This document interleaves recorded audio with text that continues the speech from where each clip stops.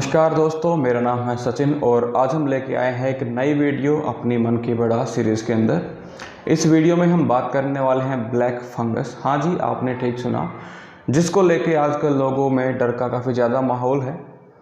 तो इसके बारे में हम बात करेंगे, ये क्या होती है, कैसे काम करती है, किसको इससे ज़्यादा खतरा है। तो वो सारे पॉइंट्स हम उठाने की कोशिश करेंगे। अगेन एक कॉमन मैन की लैंग्वेज में। हम यहाँ पर कोई रॉकेट साइंस की बात नहीं करने वाले, हम देसी आदमी हैं, सामान्य भाषा में ही बात करेंगे। तो सबसे पहली बात आती है ये ब्लैक फंगस जो है ये क्या है। फंगस फफूंद, अक्सर आपने देखा होगा मानसून के सीज़न में, बरसाती सीज़न के अंदर जब आप खाने के सामान को ऐसे ही कहीं पर रख देते हो या केयर नहीं कर पाते तो आपके खाने के ऊपर फफूंद, रुई जैसा कुछ लग जाता है, तो वो फफूंद होती है फंगस। इसी फैमिली की एक खास फंगस है जिसको बोला जाता है आपका म्यूकोरमाइकोसिस। म्यूकोरमाइकोसिस उसका नाम है, जिसको ब्लैक फंगस के नाम से भी जाना जाता है। होता कुछ नहीं है, ये नेचुरली आपके आसपास हमेशा ही रहती है, क्योंकि फंगस जो है वो हवा में ही रहती है, हवा से ही फैलती है। तो जब ये आपके आसपास हमेशा रहती है तो अब चिंता का विषय क्यों? चिंता का विषय ये है कि जैसे हर एक वायरस खतरनाक नहीं होता, हर एक बैक्टीरिया खतरनाक नहीं होता, तो हर एक फंगस भी खतरनाक नहीं होती, बट ये वाली है। ये आपके नेजल ट्रैक के अंदर, रेस्पिरेटरी ट्रैक के अंदर पहुंच जाती है और वहाँ पर आपको नुकसान पहुँचाती है। ये हेल्दी लोगों में भी पाई गई है, लेकिन वहाँ पर इसने कोई नुकसान नहीं पहुँचाया। तो वो सारी बातें देखते हैं वन बाय वन। तो सबसे पहले हम बात करते हैं कि फंगस क्या होती है। वो आपको मैंने बताया कि स्पोर की फॉर्म में चलने वाली, हवा के साथ इधर से उधर शिफ्ट होने वाली ऐसी चीज़ है जो आपके खाने की चीज़ों के ऊपर भी लग जाती हैं, लिविंग टिश्यू के ऊपर। आपने अक्सर देखा होगा कॉलर के आसपास दाद, रैशेस वगैरह कमर पे हो जाते हैं, तो वो सारे के सारे आपके फंगस के डिजीज़ ही हैं। किसी पे आप पाउडर डालते हो, किसी पे आप कोई क्रीम लगाते हो, कहीं पे कुछ करते हो, आप ठीक हो जाते हो, वो भी फंगल डिजीज़ ही हैं, हवा से फैलती हैं, कंटेजियस होती हैं। इस ब्लैक फंगस की सबसे एक प्लस पॉइंट लगा लो, इसकी एक जो अच्छी बात है, हालांकि बीमारी गलत है, बट इसकी जो अच्छी बात है वो ये है कि ये फैलती नहीं है, ये नॉन कंटेजियस है, अब तक की रिसर्च में सामने आया है। इस आपकी जो बीमारी है ये ज़्यादा, इससे अफेक्टेड कौन है? इससे सबसे ज़्यादा जो अफेक्टेड हैं वो दो टाइप के इंसान हैं। एक तो शुगर पेशेंट हैं, दूसरे हैं आपके जिनको रिसेंटली कोविड से रिलीफ मिला है। मतलब जिसको कोविड है उसे बीमार नहीं करती, जिसका कोविड ठीक हो जाता है, जिसने स्टेरॉइडल दवाइयाँ ली हैं। इस बात को ध्यान से सुन लो, क्योंकि ये कहीं ना कहीं डिसाइड करने वाली है मेरी ये लाइन कि आपको ब्लैक फंगस होने वाली है या नहीं। तो जिस भी इंसान का इलाज एक तो ऑक्सीजन लगाने से हुआ है, प्लस में जिसने स्टीरॉइड्स का यूज़ किया है अपने इलाज में, उनके अंदर ब्लैक फंगस होने की परसेंटेज बहुत हाई है, पहली बात।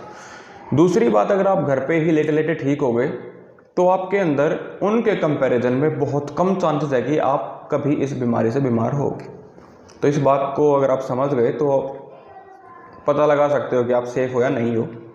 अब बात करते हैं, चलो डायबिटिक पेशेंट को तो बहुत सारी बीमारियां हो जाती हैं, वो एक अलग कॉन्सेप्ट है, लेकिन कोविड वालों को ही स्पेसिफिकली टारगेट क्यों कर रही है? तो सुनो, अभी मैंने कहा था ऑक्सीजन और स्टीरॉइड। ऑक्सीजन एक तरीके से खुराक का काम करती है, खाने को तोड़ती है, एनर्जी क्रिएट करने का काम करती है ऑक्सीजन।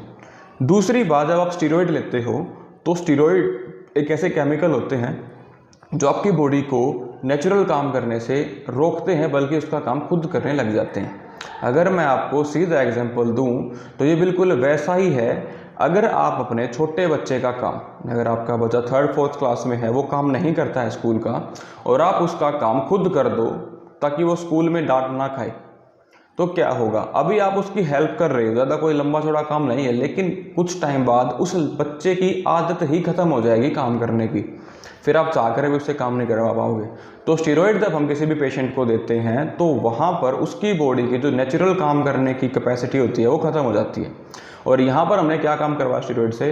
हमने स्टीरॉइड से इंसान की इम्यूनिटी को बूस्ट करवाया, जो कि सबसे खतरनाक काम में से एक है। आपने उसकी इम्यूनिटी बूस्ट करवा दी, मतलब आपने उस इंसान की बॉडी को बीमारियों से फाइट करना बुलवा दिया, वो भूल जाएगी फाइट करना। उसके बाद एंट्री होती है आपकी ब्लैक फंगस की, जो मैंने कहा था ये हवा में रहती है और कोविड पेशेंट के लंग्स में तो आपको मिलेगी। तो वहाँ पर ये अपना ग्रोथ शो कर देती है। अब इसकी स्टार्टिंग दो जगह से, मतलब ये दो जगह से टारगेट करती है। एक तो आपके नेसल चैम्बर से, साइनस जो आपका होता है यहाँ से ये आइस पे अटैक करती है, एंड सीवियर केस के अंदर ये ब्रेन पे भी अटैक करती है, जिससे मेनिंजाइटिस जैसी बीमारियाँ हो सकती हैं। अगर ये चली जाए लंग्स में तो आपके लंग्स को डैमेज कर देती है। इसीलिए HRCTC वगैरह का जो स्कैन होता है वो किया जाता है कि जब कोविड हुआ था तो उस टाइम पे कितना डैमेज था इंसान के लंग को, और कितने चांसेस हैं कि जब ब्लैक फंगस वगैरह अटैक करेगी तो वो झेल पाएगा या नहीं। अब बात कर लेते हैं डेथ रेट की। डेथ रेट की बात करते हैं तो 50% तक, देखो अगर इनिशियल स्टेज में पता लग जाए कि भाई किसी पर्टिकुलर पर्सन के अंदर फंगस के सिम्टम्स हैं तो उसको बचाया जा सकता है, नो डाउट, कोई भी टेंशन वाली बात नहीं है, प्रॉपर क्योर है, दवाइयाँ भी हैं। और इसके अलावा अगर हो गया तो 50% डेथ रेट है, तो मतलब 10 में से 5 आदमी इस बीमारी से मरते हैं। इसका मेन जो डराने वाला सिस्टम है वो ये है कि जान तो लेती है, अगर कुछ लोग बच जाते हैं तो उनके ऑर्गन डैमेज कर देती है, लाइक उनकी आंखें खराब कर देती है, लोग अंधे हो रहे हैं इस बीमारी की वजह से। तो ये इसका एक थोड़ा सा एक जो ज़्यादा ड्रॉबैक है, ये लगा लो ज़्यादा जो भय का माहौल क्रिएट कर रहा है वो है ये आंखें छीन लेती है आपकी। सिम्टम्स की बात वही नॉर्मल सिम्टम रहेंगे जो सामने आए हैं, हेडेक है, फीवर है, अगर नाक वाला हिस्सा अफेक्ट है तो नेजल कंजेशन है, नाक रुका रुका सा फील होगा। चेस्ट में है, अगर फेफड़े आपके इफेक्ट हुए हैं तो वहाँ पर आपके लंग्स में पेन होगा, चेस्ट में पेन होगा, आपको सांस नहीं आएंगे। ये सिंपल से इसके कुछ फैक्टर्स हैं। तो यहाँ पर मैं दोबारा से रिपीट कर रहा हूँ, अगर आपका ट्रीटमेंट बस PCM खा के या काढ़े वगैरह पी के हो गया था तो आप खतरे से काफ़ी दूर हो।